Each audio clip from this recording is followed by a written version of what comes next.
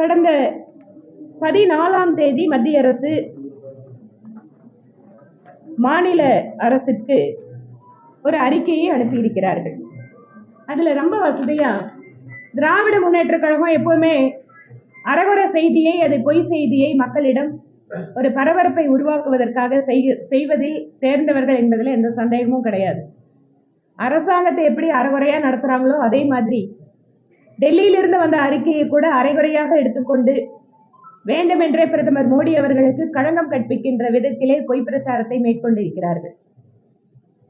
ஒரு metro rail ஒரு நகரத்திற்கு வர வேண்டும் என்றால் 2017 பாலிசியின்படி சில வரையறைகள் உண்டு.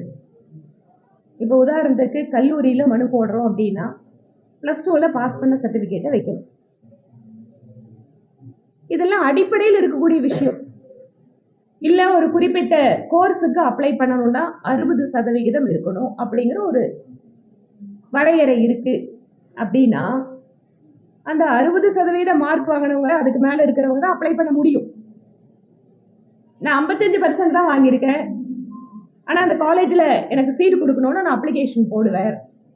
அந்த அப்ளிகேஷன் ரிஜெக்ட் ஆயிடுச்சுன்னு சொன்னா, ஐயோ அந்த பிரின்சிபால் பாருங்க எனக்கு எதிராக இருக்காரு, என் குழந்தை படிக்க கூடாதா, நான் படிச்சா தப்பா அப்படிங்கிற மாதிரி ஒரு பொய் பிரச்சாரம் தான் இப்ப மெட்ரோ விஷயத்துல நடக்குது. 2017 மெட்ரோ பாலிசி மிக தெளிவாக எத்தனை பாப்புலேஷன் இருக்கணும் அப்படிங்கிறத குறிப்பிட்டிருக்காங்க. அந்த டிபிஆர் ரெடி பண்ணும் போதே அப்ளிகேஷனை மைண்டோட அப்ளிகேஷன் இல்லாம நான் அப்ளிகேஷன் ஆஃப் மைண்ட்ல டிபிஆரை கொடுத்துருக்காங்க தமிழ்நாடு கவர்மெண்ட். 20 லட்சம் உங்களோட பாப்புலேஷன் அப்படின்னு சொன்னா 2011 சென்சஸ் படி நாங்க எடுத்து போட்டிருக்கோம்னா நீங்க அதுக்கான ஏரியா எத்தனை இருக்கணும், அந்த ஏரியாவில் இந்த மெட்ரோ ரயில் பயன்பாட்டு எவ்வளவு இருக்கணும் அப்படிங்கிற தெளிவான விளக்கத்தை கொடுத்திருக்க வேண்டும்.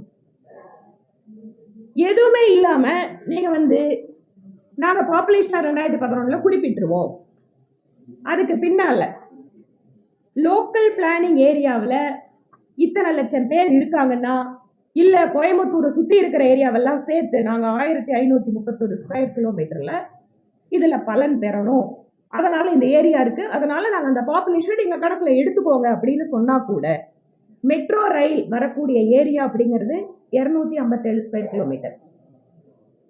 அப்போ என்னவெல்லாம் வரையறைகள் மத்திய அரசு வைத்திருக்கிறதோ அது தமிழகத்திற்கு மட்டுமல்ல நாடு முழுவதும் இருக்கக்கூடிய மெட்ரோ ரயில் பாலிசி அப்படிங்கிறது இட்ஸ் அ காமன் பாலிசி. ஸ்டேட்டுக்கு ஸ்டேட் மாறக்கூடிய பாலிசி கிடையாது.